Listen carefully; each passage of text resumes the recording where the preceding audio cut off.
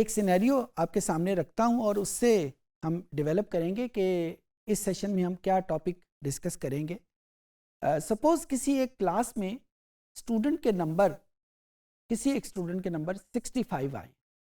मैं ये देखना चाहता हूँ कि 65 बहुत अच्छे नंबर है, बस 200 नंबर है, या बहुत बुरे नंबर है। उसके लिए लाजमी तौर के ऊपर मुझे देखना पड़ेगा कि टोटल नंबर कितने हैं। अच्छा, टोटल नंबर भी आपको बता दिए गए, 100 नंबर हैं टोटल। क्या उसके बाद आप ये फैसला कर सकते हैं कि 65 अच्छे नंबर हैं या बुरे नंबर हैं? हम ये तो कह सकते हैं कि परसेंटेज स्केल के ऊपर 65 इज़ ए गुड नंबर, लेकिन जब तक हमें ये नहीं पता चलेगा कि उसके बाकी क्लास के कितने नंबर हैं, किस रेंज में नंबर हैं। फॉर एग्जांपल, अगर आपको मैं एक एडिशनल इंफॉर्मेशन दूं कि सारी क्लास के नंबर 50 और 66 के दरमियान में लाई करते हैं। अब किसी स्टूडेंट के नंबर अगर 65 हैं तो इस रेंज में, जबकि पूरी क्लास 50 और 66 के दरमियान में उनके नंबर हैं, तो 65 तो बहुत अच्छे नंबर हैं। एक और सिनेरियो देता हूं कि पूरी क्लास के नंबर 65 से लेकर 90 के दरमियान में। अब इस सिनेरियो में 65 कोई अच्छे नंबर नहीं है, बुरे नंबर है, स्टार्टिंग नंबर आते हैं। तो हमें जब ये देखना हो कि किसी एक नंबर की वैल्यू क्या है, मैं उसकी मैग्नीट्यूड की बात नहीं कर रहा, मैं उसकी वैल्यू की बात कर रहा हूँ। तो किसी एक नंबर की वैल्यू क्या है, तो हमें उसको रिलेटिव स्केल के ऊपर कन्वर्ट करना पड़ेगा। एक रिलेटिव स्केल आप बहुत दफ़ा इस्तेमाल करते आए हैं, जिसे हम परसेंटेज कहते हैं। परसेंटेज में हम ये रिलेटिविटी डेवलप करते हैं, उसका रिलेशन 100 के साथ डेवलप करके कि आउट ऑफ 100 कितने होंगे। लेकिन हर दफ़ा 100 के साथ जब हम रिलेट करते हैं तो हमारा मतलूबा मकसद हल नहीं होता। जिस तरह अभी मैंने आपको इस सिनेरियो में बताया कि 65% हमें पता था उसके नंबर कितने, के बावजूद हम ये फैसला नहीं कर सके कि उसके नंबर कितने। अगर आपको कभी इत्तफाक हुआ हो ओ लेवल्स या ए लेवल्स के एग्ज़ाम के रिज़ल्ट्स का, तो वहाँ पे स्टूडेंट को दो किस्म की इंफॉर्मेशन प्रोवाइड की जाती है।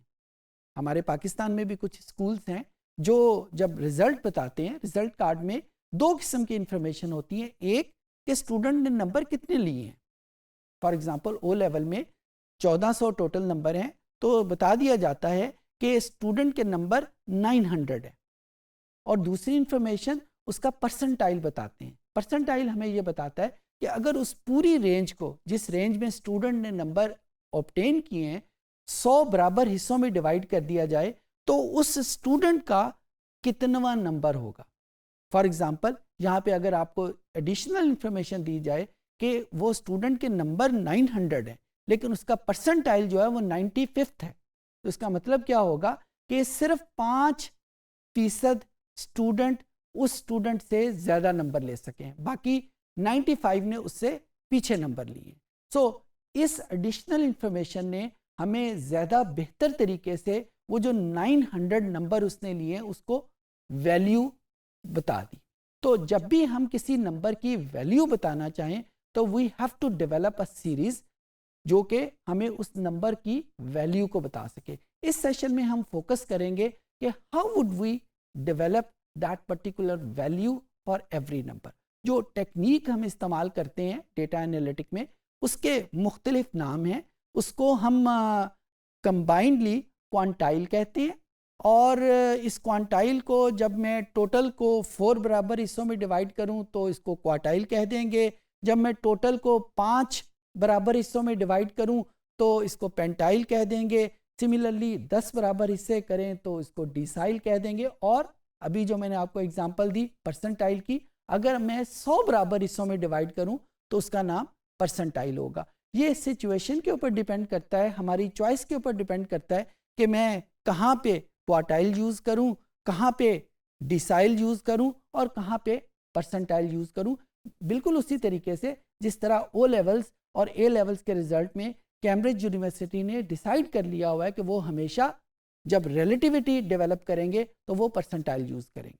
तो ये नंबर्स को वैल्यू कैसे असाइन करते हैं, ये आज के सेशन में हम लर्न करेंगे। आइए कंप्यूटर पे चलते हैं और देखते हैं कि हम इसको कैसे यूज़ करेंगे।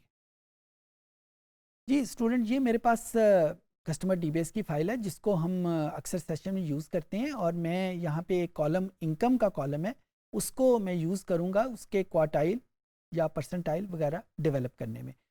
यहाँ पे मैंने पहले से यूज़ किया हुआ है, इसकी जो रेंज है उसको मैंने नाम दिया हुआ है इनकम का, तो मैं बजाय उसका एड्रेस यूज़ करने के मैं उसकी रेंज का नाम यूज़ करूँगा। मैं दूसरी शीट पे चला जाता हूँ उसके क्वार्टाइल को डिफ़ाइन करने में। यहाँ पे मैं फर्स्ट क्वार्टाइल का लिख देता हूँ,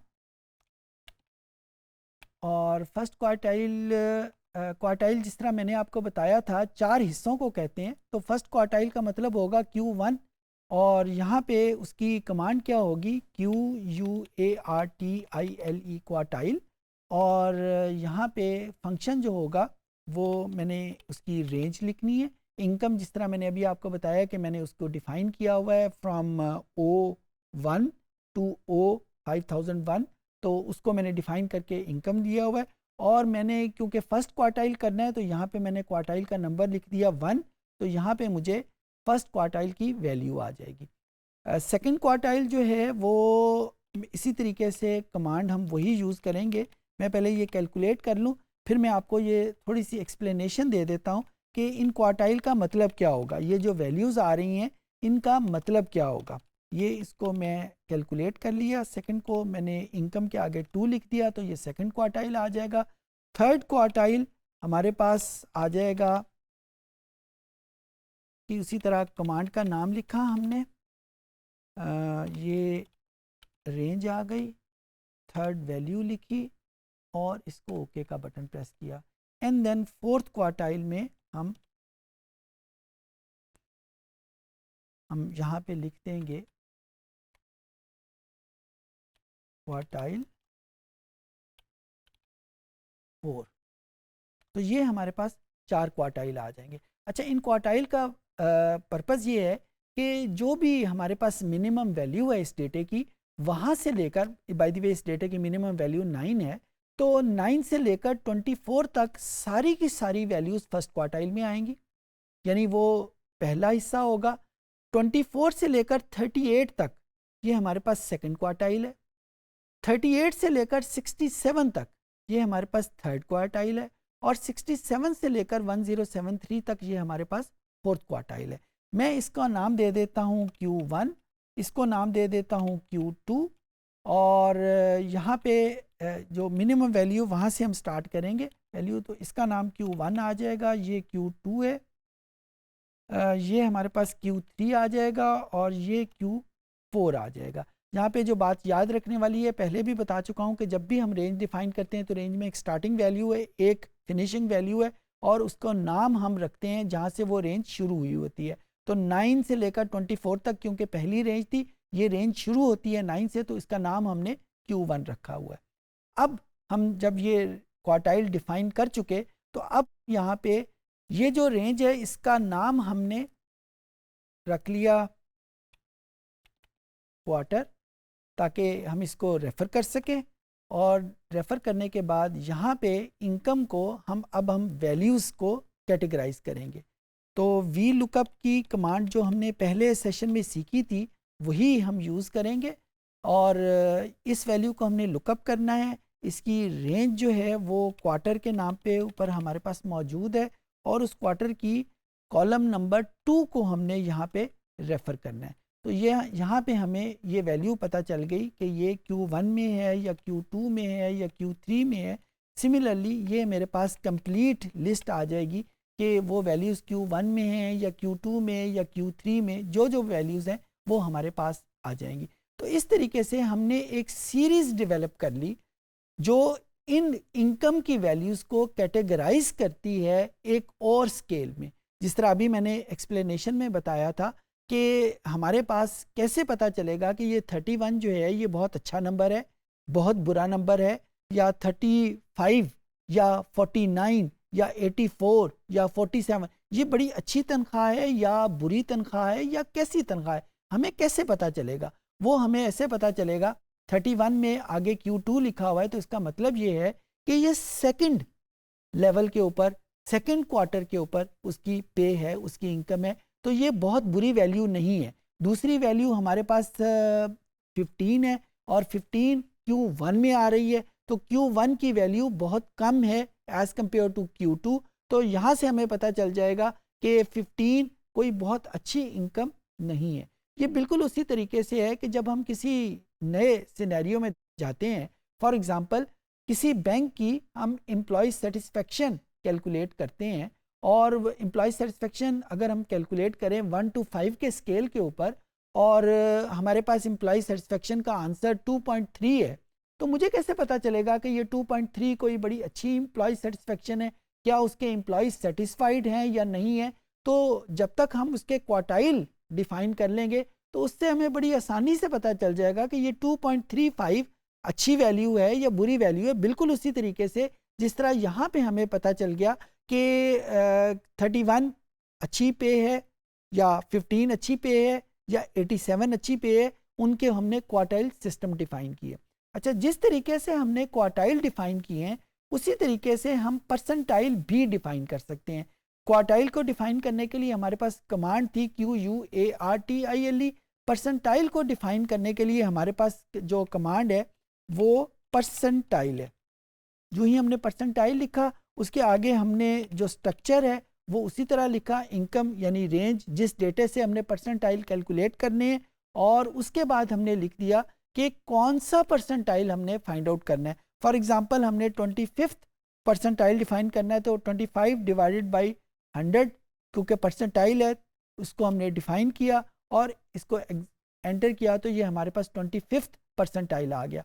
अगर 37th परसेंटाइल हमने डिफाइन करना है तो उसकी कमांड भी बिल्कुल उसी तरीके से हम डेवलप करेंगे, परसेंटाइल, और उसके आगे हमने रेंज का नाम लिखा, और उसके बाद 37th हमने फाइंड आउट करना था, तो 37 डिवाइडेड बाई 100, और ये करके हमने हमारे पास 37th परसेंटाइल लिखा हुआ आ गया। अच्छा, परसेंटाइल और क्वार्टाइल में फ़र्क क्या है? क्वार्टाइल अगर 4 हिस्सों में डिवाइड करता है तो परसेंटाइल 100 हिस्सों में डिवाइड करता है, डिसाइल 10 हिस्सों में डिवाइड करता है। तो जिस भी सिस्टम को हम ज़्यादा फॉलो करें उस सिस्टम को यूज़ करते हुए हम एक्सेल के डिफरेंट फार्मूलों को यूज़ करते हुए हम डेवलप कर सकते हैं। एक बहुत इंटरेस्टिंग चीज़ है कि परसेंटाइल का फार्मूला अगर हमें पता हो तो हम उसी फार्मूले से क्वार्टाइल भी डिफाइन कर सकते हैं, उसी फार्मूले से डिसाइल भी फाइंड आउट कर सकते हैं। मिसाल के तौर के ऊपर क्वार्टाइल 4 हिस्सों में डिवाइड करता है, तो इसका मतलब है कि Q1, Q2, Q3 हर एक हिस्सा 25 के बाद आता होगा। 4 हिस्सों में डिवाइड कर रहे हैं ना, तो 100 को जब 4 हिस्सों में डिवाइड करें तो 25, 25, 25 आता है। तो जो 25th परसेंटाइल होगा वो Q1 के बराबर होगा, 50th परसेंटाइल जो होगा वो Q2 के बराबर होगा, 75th परसेंटाइल वो Q3 के बराबर होगा। सिमिलरली अगर मैं डिसाइल की बात करूं तो डिसाइल टोटल को 10 हिस्सों में डिवाइड कर रहा है, तो अगर मैं फर्स्ट डिसाइल की बात करूं तो वो P10 के बराबर होगा क्योंकि 10 हिस्सों में डिवाइड कर रहा है।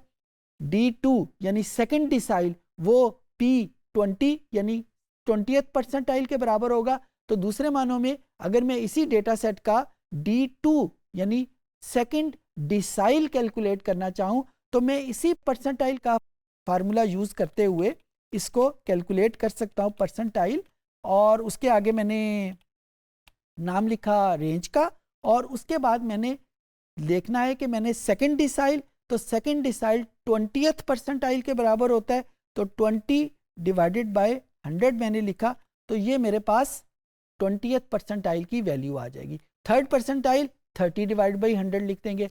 तो कहने की बात यह है कि जो परसेंटाइल का फार्मूला है वो एक जनरल फार्मूला है। क्वार्टाइल या डिसाइल के फार्मूले एक्सेल में मौजूद है, लेकिन हम आम तौर के ऊपर उनको यूज़ नहीं करते क्योंकि अलहदा से फार्मूला याद करना आपको पता है मुश्किल बात होती है। एक ही फार्मूला परसेंटाइल का याद कर ले जो कि हर डिफरेंट जगह के ऊपर अप्लाई हो सकता है। I hope things would be easier for you. इस सेशन में हमने देखा कि हम एक्सेल की मदद से रिलेटिव सीरीज और सीक्वेंस कैसे डेवलप करेंगे। जो सिस्टम हमने यूज़ किए ये क्वार्टाइल सिस्टम भी हो सकता है, डिसाइल सिस्टम भी हो सकता है, परसेंटाइल भी हो सकता है, और प्राइमरी पर्पस इसका यही है कि हम किसी भी नंबर को वैल्यू कैसे देंगे।